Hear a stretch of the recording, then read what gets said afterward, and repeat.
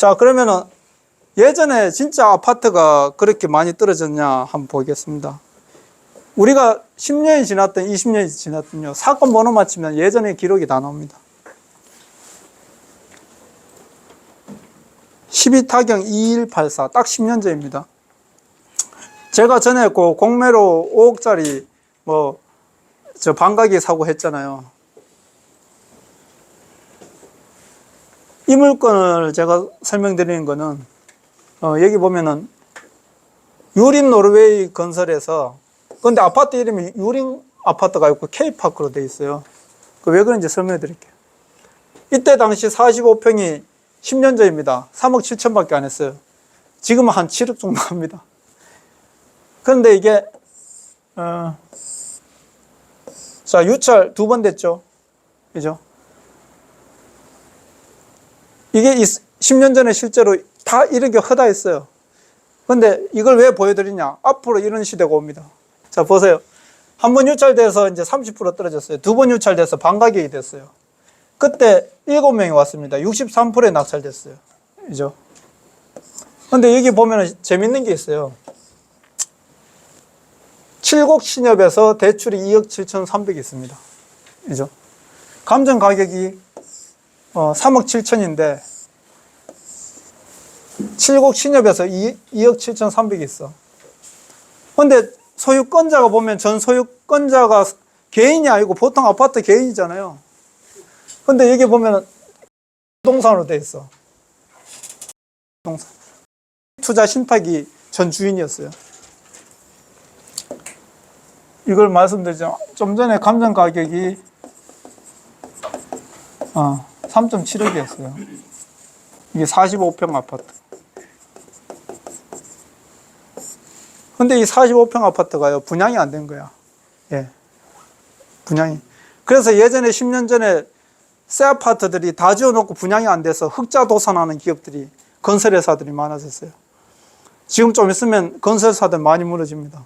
예. 왜냐? 분양이 안 되기 때문에. 분양이 안 되면요, 다 지어놓고도 전자음을 발휘했는데 못 막으면 부도 아닙니까? 그게 이제 흑자 부도인 거예요. 근데 여기에 그때 유림 건설이 부도가 난 거예요. 다 지어놓고 분양해. 그 누가 인수를 했냐? 투자 신탁에서 인수했어요.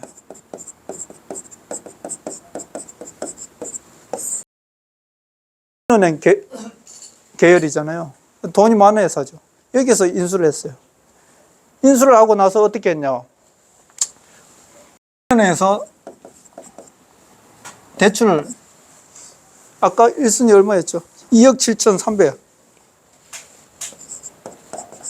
자, 2.7억 1순위. 투자 신탁에서 이거 전체를 소유권을 가져오면서 1순위 2억 7천을 건저당 설정하고 전세권 분양을 했습니다. 전세를 얼마에 분양했냐? 2순위로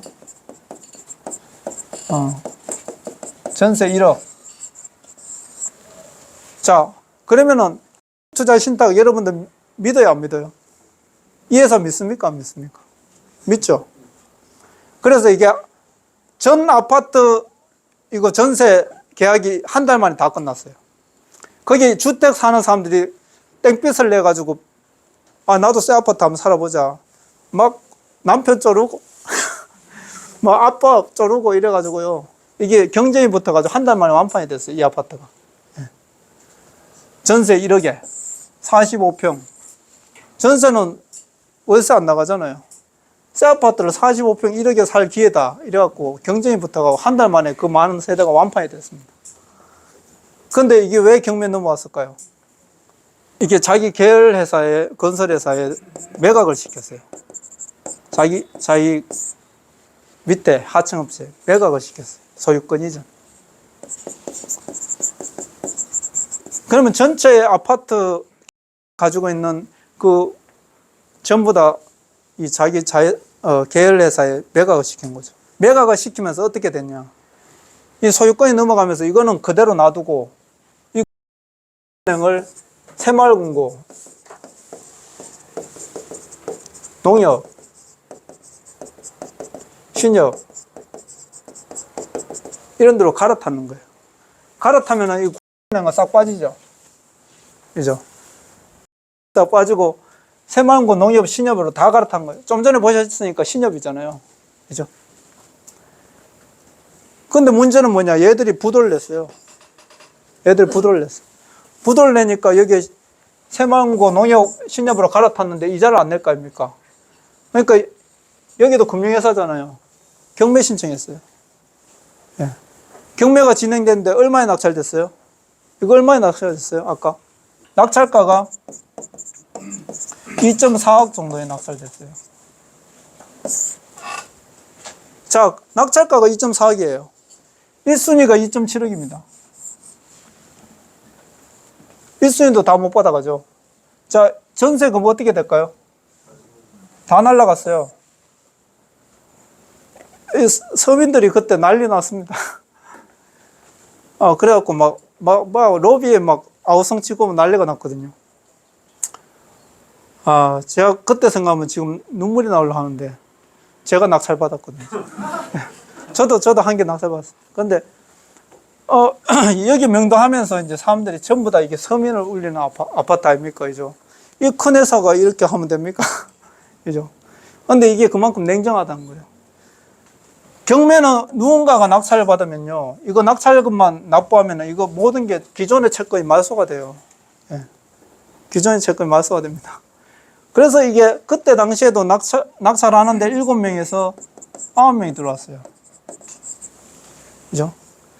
근데 이게 낙찰되는 확률이 10명 중에 1명이야. 그러면 저는 어떻게 낙찰받냐? 앞으로 여러분들 보십시오. 이게, 경매로 나올 때는요, 한 달에 막 15채씩, 20채씩 나옵니다. 그러면은 사건 번호가 있고, 물건 번호가 1번, 2번, 3번, 막 이런 식으로 나와요. 쭉 나옵니다. 근데 저는 주로 50평대 이상을 공략했어요. 왜 그렇습니까? 50평대 이상은 상대적으로 경쟁률이 적어요. 예. 그러면은 인기층이 15층 이상. 그러면 저는 15층 이상은 잘 안 하고 15층 이하 한 7층에서 15층 이렇게 겨냥해서 몇 개를 넣어요. 몇 개를 넣으면 어떤 건 떨어지고 어떤 건 붙는데요. 신기한 게 있어요. 어떤 거는 2.4억을 적은 사람, 2등이 2.2억을 적은 사람 있잖아요. 그런데 이 아파트는 1등이 2억이 실제로 여기는 2등보다 더 작잖아요. 근데 여기는 낙찰이고 이 사람은 떨어져요. 그러니까 이제 이 경매의 변수가 많이 있거든요. 예를 들자면. 그래서 이제 한데, 제가 왜 이런 말씀 드리냐면, 이거 대기업도 너무 믿을 필요 없고요. 제일 정확한 거는 채권을 이제 잘 권리 분석하고, 또 이게 감정가 대비 얼마인데 얼마 대출되고, 이런 구도를 아셔야 돼요. 제가 보통 이런 게 뭐 5억짜리를 하면은,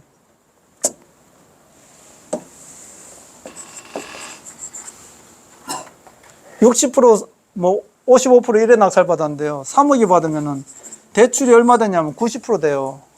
그러면은 2.7억이 대출되고 3천만 원 가지고 3천만 원 가지고 5억짜리를 산다고요.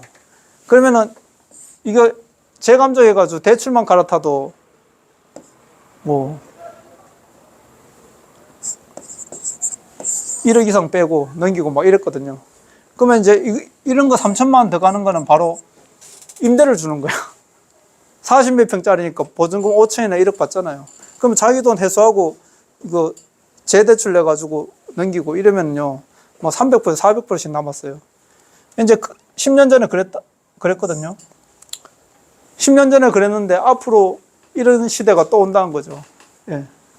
그래서 그게 왜 가능하냐면은 건설에서는 분양이 안 되면은요, 할인 분양도 하고 막 하다가 안 되면은 이게 넘어오게 돼 있어요. 그 넘어올 때는요, 이게 막 뭉태기로 넘어옵니다. 예. 그러면은 경매로 넘으면 제가 말씀드린 경매로 넘으면요, 안 봐줘요. 섬이라고 안 봐주고 그런 거 없어요. 그냥 무조건 낙찰 가격에서 그냥 다 정리하고 끝나는 거예요. 근데 사실 이렇게 하면 돈 버는 건 쉽죠. 근데 문제는 일반 경매는 낙찰 받기가 어렵다는 거예요. 예. 낙찰 받기 어려운데 우리 NPL은 얼마나 좋습니까? 채권을 하려면 편안하게 경매장에 가면 되잖아요. 그냥 98% 낙찰받으니까.